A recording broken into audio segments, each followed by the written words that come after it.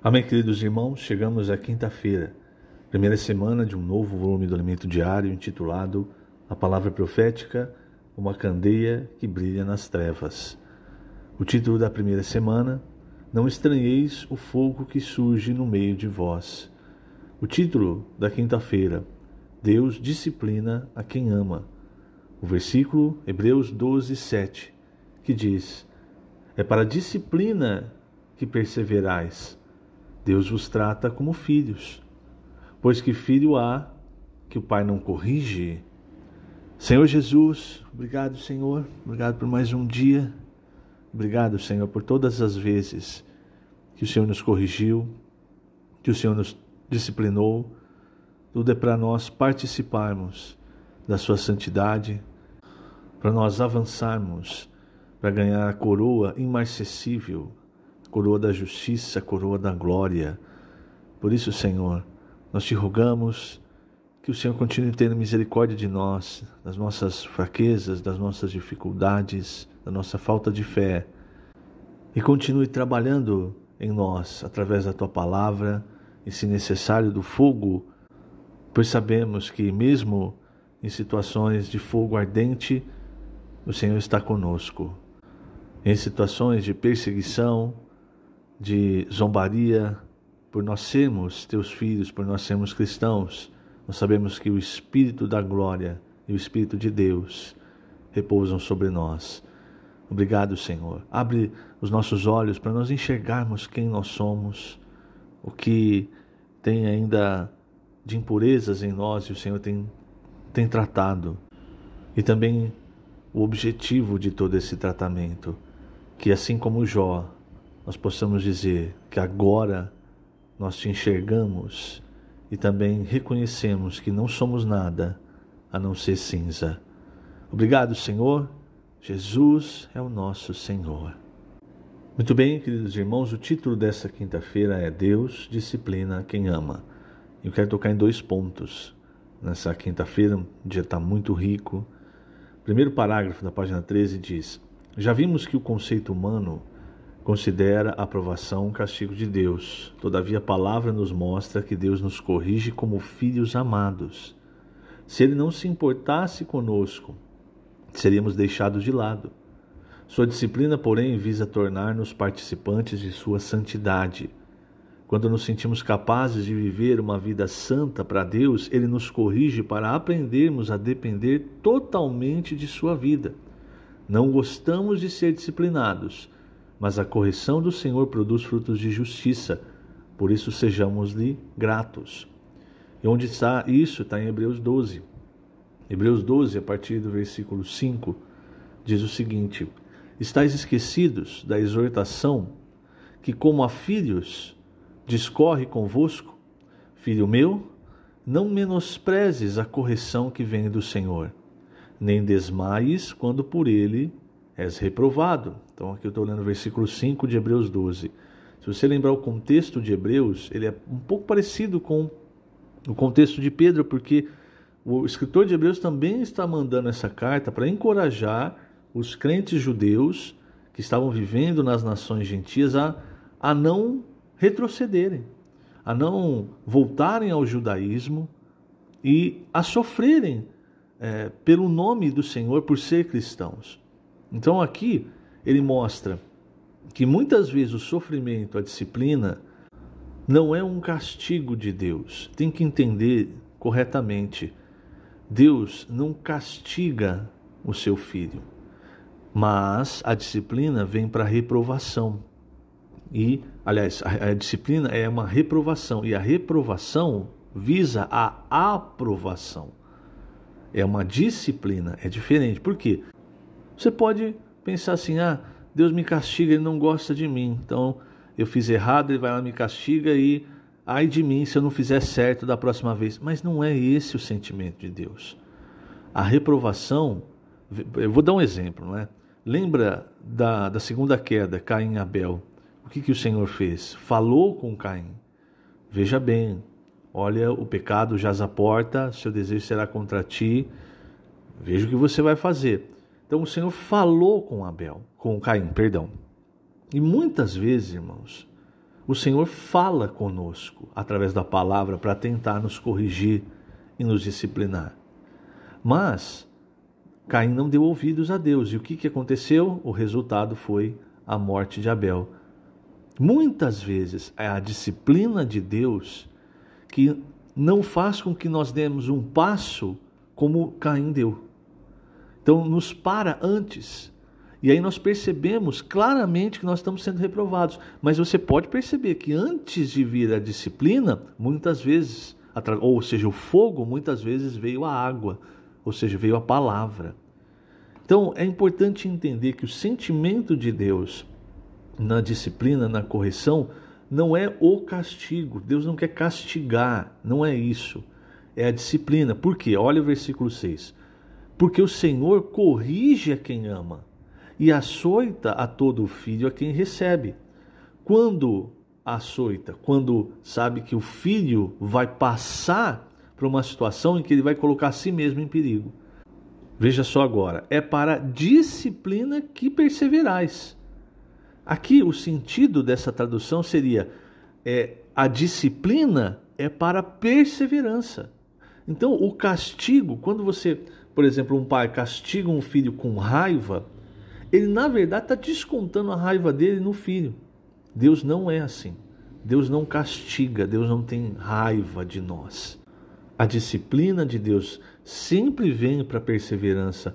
O fogo vem para provar-nos, e se nós estivermos no caminho errado, esse fogo, que muitas vezes é a disciplina de Deus, vem para mostrar, expor o que tem no nosso interior, como nós vimos ontem, e expor que o nosso caminho está errado. Porque se você continuar nesse caminho, o final vai ser muito pior do que a disciplina que você está sofrendo hoje. Irmãos, nós não sabemos, nem passa pela nossa cabeça, do mesmo jeito que nem passa pela nossa cabeça como vai ser reinar com Cristo, nem passa pela nossa cabeça o sofrimento das trevas e ranger de dentes. Mas Deus sabe, e por isso, o que Ele faz? Ele nos disciplina para nós não chegarmos a esse ponto. Então, versículo 6, porque o Senhor corrige a quem ama e açoita todo filho a quem recebe, é para a disciplina que perseverais. Ou, a melhor tradução seria, a disciplina é para a perseverança. Deus vos trata como filhos, pois que filho há que o pai não corrige? Mas se estáis sem correção, de que todos se têm tornado participante, logo sois bastardos e não filhos. O que ele quer dizer? Quer dizer, se você está errando e Deus não está te corrigindo, te disciplinando, te provando para que as impurezas apareçam, então quer dizer que Ele não liga para você, que você não é filho, você é bastardo. Você olha para o filho do vizinho e você não corrige o filho do vizinho. Você até mostra para o seu filho, olha, não seja como o filho do vizinho, mas você não corrige o filho do vizinho. Versículo 9, além disso, tínhamos os nossos pais segundo a carne, que nos corrigiam e os respeitávamos. Não havemos de estar em muito maior submissão ao Pai espiritual? E então viveremos. Lembre-se, esse trecho, o primeiro parágrafo do Alimento Diário é muito rico, porque mostra que muitas vezes Deus ele intervém na nossa vida, porque nós estamos às vezes no caminho que Jó estava. Parece que está fazendo tudo certinho, mas não entendeu que tudo, o princípio de tudo é a dependência de Deus, que tudo é feito pela vida de Deus. A frase de Jó no final é muito emblemática. Ele fala, antes eu te conhecia só de ouvir, mas agora os meus olhos te veem. Por isso me abomino no pó e na cinza. Olha só, tudo que Jó passou fez ele enxergar melhor a Deus e a si mesmo. Quando antes ele se tinha em tão alta conta que ele dizia, eu sou justo, e injusto é Deus pelo que Ele está fazendo comigo. E nós somos assim, irmãos. Se você perceber, você e eu, nós falamos algo, às vezes coisas parecidas, ou temos a nós mesmos em tão alta conta. Quantas vezes, não, então Deus não me deu isso, ou eu estou passando por isso, eu não vou mais reunir, eu não vou mais pregar evangelho, não vou mais fazer isso, fazer aquilo. Por quê? Porque as impurezas subiram por causa do fogo. E muitas vezes, ao invés de tratar com as impurezas, nós permanecemos duros e rebeldes. Por isso que no versículo 9 fala, nós não deveríamos estar em maior submissão ao Pai espiritual para vivermos? a maneira correta de nós vivermos é essa, dependendo da vida de Deus, deixando a palavra nos transformar, e se vier a disciplina ou o fogo ardente, nós aproveitamos, irmãos, porque o que Deus quer é que nós perseveremos. E é o que diz Lucas, é na vossa perseverança que salvareis a vossa alma. Versículo 10, pois eles nos corrigiam por pouco tempo, segundo melhor lhes parecia. Está falando dos pais, nossos pais físicos. Olha agora, veja esse versículo. Deus, porém, nos disciplina para aproveitamento, a fim de sermos participantes da sua santidade. Irmãos, que coisa maravilhosa! Tenha isso em mente. Deus nunca vai agir contra você como um castigo. Deus está me castigando. Não! É para que você participe mais da santidade de Deus. Para que cada vez você seja, o que o próprio Pedro diz, sede santos como eu sou santo, fazendo uma citação de Levítico. Porque o objetivo de Deus é esse. Versículo 11, toda disciplina com efeito, no momento não parece ser motivo de alegria, mas de tristeza, ou seja, é o que todos nós passamos. Todos nós, quando nós estamos sendo disciplinados, ficamos tristes e muitas vezes revoltados. Por isso nós precisamos da palavra, para lavar essas impurezas, para nos mostrar o propósito de Deus. Aí continua, entretanto, produz fruto pacífico aos que têm sido por ela exercitados, fruto de justiça. Quer dizer, no final, se nós demos atenção àquilo que o Senhor quer tratar, o final é fruto de justiça. E o segundo ponto que eu quero compartilhar, esse está no final do alimento diário. O alimento diário está muito rico hoje, tem muitos pontos, então não dá para tocar em todos, eu escolhi esses dois. Quando nós lemos ali em 1 Pedro, capítulo 4, o apóstolo Pedro está falando sobre sofrer. Lógico, ele está dizendo assim, não sofra alguém como ladrão, versículo 15, malfeitor, ou como quem se intromete em negócios de outrem, mas se sofrer como cristão, não se envergonhe disso. Antes glorifique a Deus com esse nome. Então amanhã fala um pouco mais sobre isso. Mas eu quero tocar no versículo 14. Por quê? No versículo 14 ele diz assim, se pelo nome de Cristo sois injuriados, bem-aventurados sois, porque sobre vós repousa o Espírito da glória e de Deus. Então, o que ele quis dizer isso? Aí no alimento diário, irmãos, no finalzinho tem explicação. O que é o Espírito da glória? Então, em Atos, capítulo 13, e Salmo 2, Salmo 2,7, Atos, capítulo 13, 33, o que é? Na verdade, é uma citação de Salmo 2. É aquele versículo que diz, tu és meu filho, eu hoje te gerei. Isso é o pai falando a respeito do filho. E quando ele está falando, eu hoje te gerei, quando é? Não é na encarnação do Senhor Jesus, não é quando ele se tornou carne, mas quando ele ressuscitou. E em Romanos 1,4 fala assim, e foi designado Filho de Deus com poder, segundo o Espírito de santidade pela ressurreição dos mortos, a saber, Jesus Cristo, nosso Senhor. Então, o que quer dizer? Que após a ressurreição, o Senhor foi designado Filho de Deus. Isso é estranho para nós, porque o Senhor sempre foi o Filho de Deus. Mas aqui, irmãos, a ênfase de Paulo, e a ênfase do escritor de Hebreus, não é na deidade de Cristo, do Filho, mas na humanidade. Você tem que entender que Cristo como homem, o Senhor Jesus como homem, ele também é um protótipo de Deus, entre aspas, por favor, entenda essa palavra. Um protótipo de Deus para nos mostrar o caminho, para mostrar o que Deus sempre quis fazer com o homem, que é levar o homem à glória.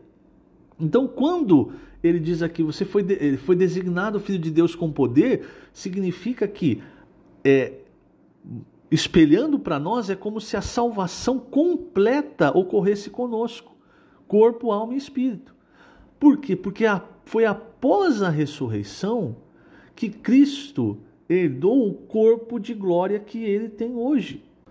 Ou seja, nós também, então vamos espelhar isso para entender. Nós também somos filhos de Deus, certo? Mas o nosso corpo ainda é um corpo de humilhação, um corpo mortal. Então nós não temos a salvação completa. Ou melhor, nós não temos a filiação completa. A filiação completa vai acontecer quando as três partes do nosso ser forem salvas, corpo, alma e espírito. E vai terminar com a salvação, a redenção do nosso corpo.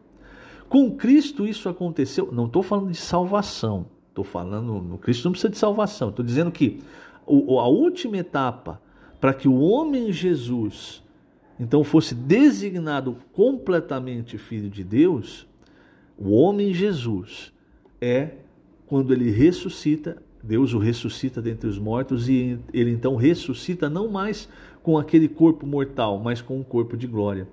E por que isso? Para mostrar o caminho de Deus para a humanidade. Então, o Senhor Jesus como homem veio e ele sofreu bastante. E ele teve uma morte, irmãos, uma morte terrível de cruz. Então a morte foi o ápice do sofrimento de Cristo. E após esse sofrimento veio o quê? Veio a glória. Então eu repito, nós estamos falando da humanidade do Senhor Jesus. Da mesma forma, irmãos, hoje, então por que fala que o Espírito da glória repousa em nós? Porque hoje também, assim como o Senhor Jesus passou por muitos sofrimentos e foi obediente, nós também estamos passando por muitos sofrimentos. No versículo 13, Pedro chega a dizer que nós somos coparticipantes dos sofrimentos de Cristo, para que também na revelação da sua glória vos alegreis exultando. Então uma pessoa que está sendo injuriada, que está passando provações por causa do nome, por ser cristão, por ser alguém que está seguindo a verdade, está sendo achincalhado, nessa pessoa repousa o Espírito da glória. Quer dizer, ela está no caminho da glória, ela está no mesmo caminho que o Senhor Jesus traçou.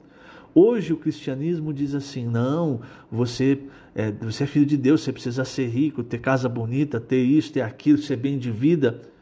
Não mas esquece o que vai acontecer quando o Senhor voltar. Ou seja, é como se eles programassem uma glória para agora, uma glória efêmera, material. Não é esse o caminho de Deus. O caminho de Deus, irmãos, é o caminho que o Senhor Jesus passou. É um caminho que exige a cruz, exige o sofrimento, mas enquanto você está sofrendo, o Espírito da glória está repousando em você. E quando o Senhor voltar, se eu e você, nós formos fiéis, mesmo em sofrimento, nós vamos herdar a glória, a mesma glória que o Senhor Jesus herdou. Por quê? Paulo fala em Filipenses 3:21 que o corpo que o Senhor vai nos dar é o mesmo corpo, o corpo de glória que o Senhor Jesus tem. O Senhor Jesus, né? Então falando, repito, é o homem Jesus, a humanidade. Então o Filho, Deus, né? Ele se encarnou para mostrar para nós o caminho de Deus para a glória. E ele foi o primeiro a trilhar esse caminho e entrar na glória. O primogênito, o unigênito se torna o primogênito entre muitos irmãos. E todos nós agora que somos filhos precisamos ter a nossa salvação completa. Então quando Pedro lhe fala isso, irmão, você é muito rico, porque está encorajando aqueles crentes judeus e nos encorajando. Mesmo que você esteja sofrendo, lembre-se, com esse sofrimento por causa da verdade, por seguir a verdade, por ser cristão, pelo nome de Cristo, o Espírito da glória repousa sobre você. E não só o Espírito da glória, o Espírito de Deus. É como se você olhasse para os céus, como Estevão, né, em Atos 8, e visse a glória do Senhor Jesus, né, guardadas as devidas proporções, porque o sofrimento de Estevão foi literalmente para a morte física. E o nosso sofrimento muitas vezes é mais na nossa alma do que no nosso corpo. Mas lembre-se, qualquer provação, qualquer disciplina é para aproveitamento.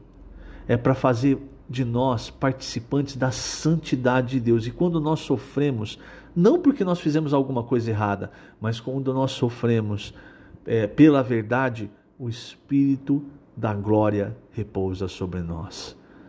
Que o Senhor te abençoe grandemente nesse dia. Lembrando, estamos colocando essas gravações no canal do YouTube da Igreja em Ribeirão Preto. Jesus é o Senhor.